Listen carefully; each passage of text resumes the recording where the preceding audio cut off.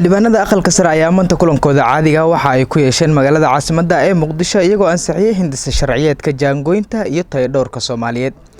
Gudoomiyaha guddiga dhaqaalaha maaliyadda ganacsiga warshadaha isgaarsiinta iyo dalxiiska Senator Cabdi Xasan Dhuxulow ayaa golaha aqalka sare akhrinta saddexaad ka hor aqriyay.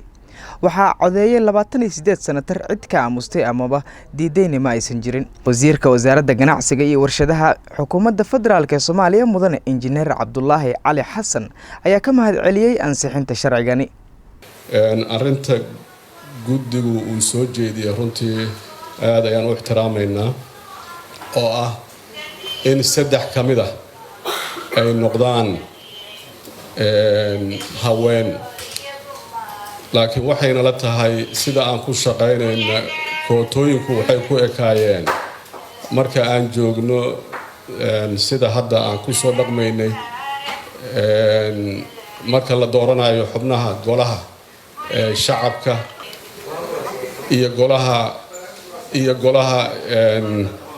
iyo aqalka sare, laakiin markay gaarto maamulka hoos markii loo daadejiyo oo laga hadlayo farsamo iyo laga hadlayo waxaan ka wasaaradahan waxaan qabnaa hadday tahay laga maarmaan oo sharci walba oo soo mara golahan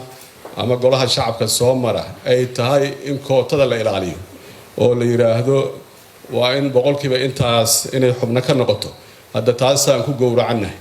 laakiin wixii professionalism haweenku inay nooga bataanaba suuragala